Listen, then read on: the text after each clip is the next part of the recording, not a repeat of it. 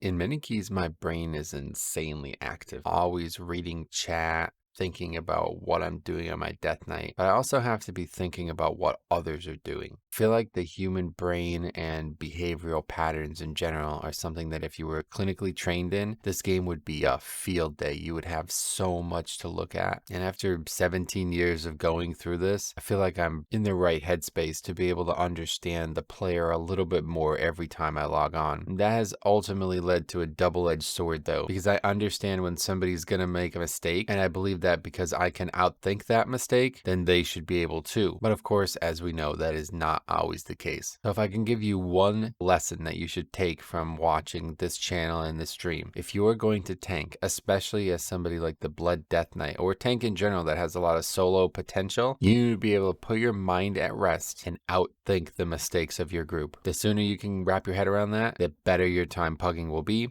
the higher success rate you'll have. And even though it may suck to have to carry groups over and over again, you have the potential to do that. It just takes a little thinking outside the box. Now, this actually got brought up in the middle of a key that then ultimately becomes the best example of it in a long time. Let's take a look. Today I ate a very nice sandwich for breakfast. Ooh. This pull always seems to wreck DPS. At 45 weeks, I started taking all of the castigation kicks in here.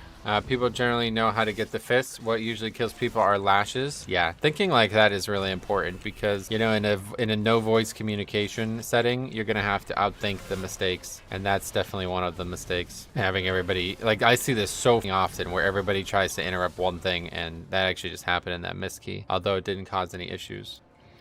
With my sandwich, I had a cold glass of OJ.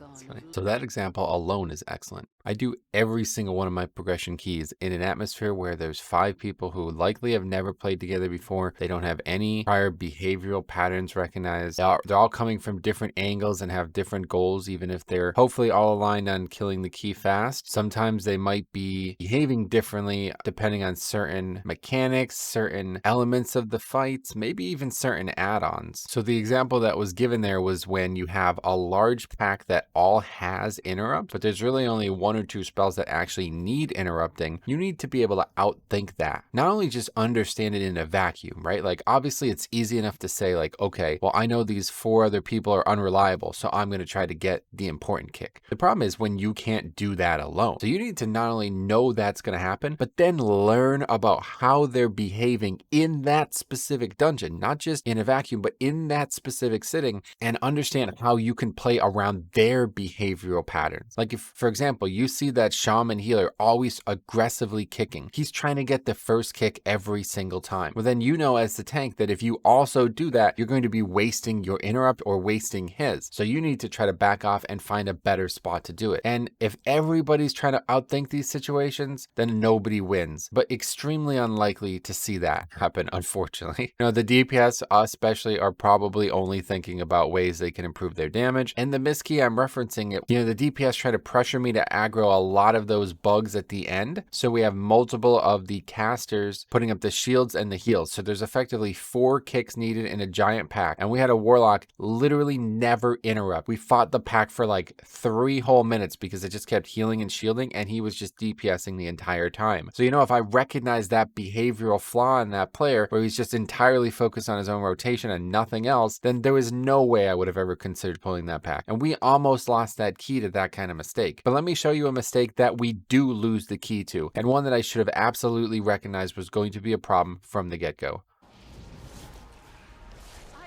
I just didn't recognize like why the second phase seemed to be like so much longer sometimes.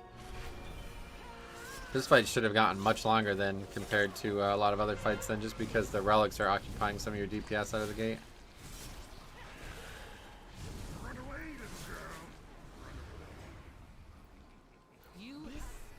All right. And there goes the shaman, so that's the key.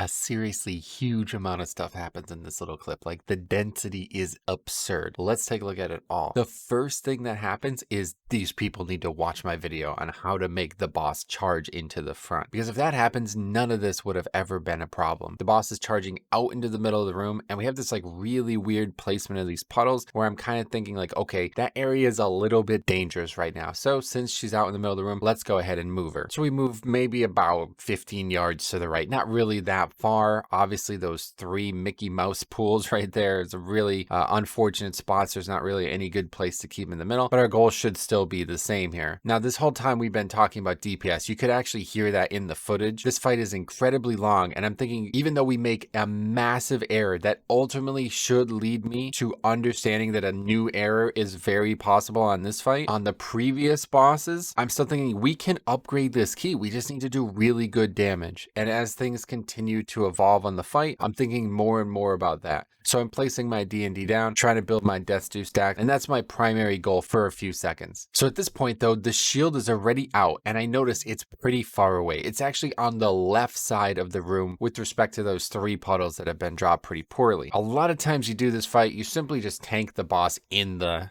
barrier itself. But it's still like, what, at most like 30 yards away. I mean, you have plenty of time to get over there. So I'm thinking like, all right, in favor of more DPS, let's not make any wild movements before this happens. I'm noticing it now. I'm like, where is it? Oh, okay, I know how to get over there, no problem. But of course, I didn't outthink the mistake that these players ultimately present to me. And that's just a complete lack of awareness. Like, they're not doing what I'm doing right now in the still. They're not looking for it and ready to go to it preemptively. They're focused on doing damage. So then when the mechanic starts, it catches them by surprise. And I could completely eliminate that. Just in general, like, I should be trying to do that, but especially in this group, because they show me verbatim that this is actually going to be a big issue for them, that they are not proactively looking to do mechanics. They're simply reacting to them and letting, their attention get split when that happens. So it's a few seconds, like 4 seconds you have to get over here. I'm moving over here, and I don't even need to actually use speed to get there. I simply can just walk into it. As you see, I can get all the way to the other side, but ultimately only a few of us even try. And then, the warrior tries to leap at the last second, but ultimately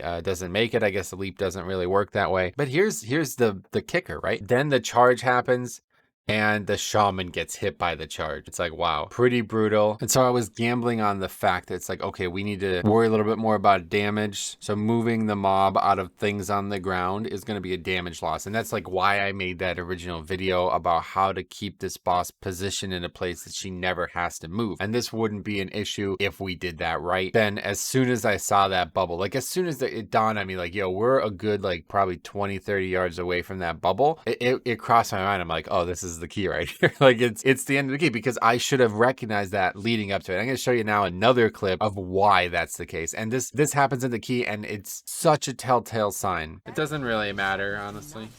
That wouldn't be that big of a problem in my eyes. As long as it's dungeons that didn't already have affixes. Like if all of a sudden they started doing that with the Shadowlands dungeons, then that would be ridiculous, but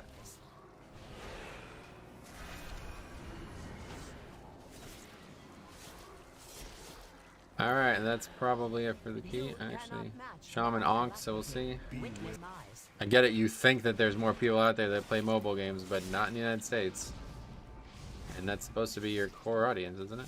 So we see these fellas just getting launched. I'm talking volleyball technique here, bro, and it's really a telltale sign. This is the second boss in the dungeon, and I ultimately end up soloing it from like 25%, maybe even higher. But this behavior right here shows me everything I need to see. If you watch the clip, you will see that they are just not even trying to move. It's just washing over them, and they get hit by it. There's no sudden movements. There's no panic. It's just complete unawareness. The way you do with this mechanic is the way I'm looking at it right now. You see how we have them both level with each other. I think a lot of people don't understand how important that is on this fight. Keeping both of them very close together. Ideally, it'd be directly stacked. Like if I was soloing this, that's how I would do it. But I get it. It's dangerous as melee because they can't keep moving around the boss without losing DPS uptime. But we have them leveled. They're both coming out from the same plane, and I'm on that flat plane about 30, maybe even closer to 40 yards away ideally. What the shaman is not doing is any of that. He's completely unaware of where that plane is. He doesn't know that he should be farther, like, I mean, as the healer, why would you not be as far away from those as possible? And then he's like hyper panicking instead of simply just looking at where they're projected to go. Like you can see them before they start shooting at you. So you should never be hit by these. You just need to remain focused on that. And you're going to see that very clearly now. This guy is in a really awkward position,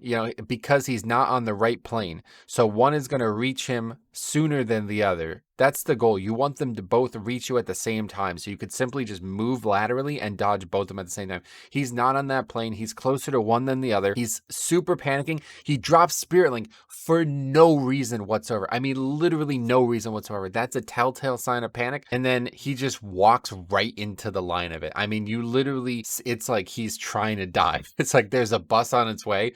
And instead of looking up the street, he just walks right in front of that thing. And that is all you need to see there. I mean, I don't know what else he would be doing. Everybody's at full health. There's no danger for anybody else. All he has to do is position himself right. He's giving himself very little wiggle room and not looking at where they start, not predicting that. So that's it. You just need to be able to recognize these patterns. And once you get good at it, it tells the story itself. It's hard for me because I'm constantly reading chat and I'm not even really looking at the screen a lot of the times that some of these things are happening. But it's something that I have gotten better at year after year. Like I remember in Legion, when I started streaming like this, it was a real problem. I had a lot of problem with that situational awareness and recognizing those patterns, and just for the game itself, like the patterns of the game. But now it's starting to become like, we're playing at a level above the game at times. Like I'm noticing what players are doing that could influence the way I play. And it's just the next stage of learning. And it's really important. With Dragonflight presumably going to be completely mixing up how Mythic Plus work. You're going to be doing all new dungeons. So you're not going to be able to rely on solid strategizing in the dungeons. You're going to have to be able to outthink the group as well. You're going to have to be able to recognize when you can let these players play their game and you can just focus on yours, or when you're going to have to play their game for them as well. So I hope this has helped. This is a really important topic, I feel like, for pugging, especially as a tank and especially in groups that have no prior communication or no like Discord or anything like that. It's a whole level above what I think normal skill might be looked at in this game. And the quicker you can get to that level, the more success rate you'll have. So thank you for watching. If you have any questions at all, you want to comment on this, let me know. I'll try to answer any and all questions. But man, what a unique situation here. See you guys in the next one.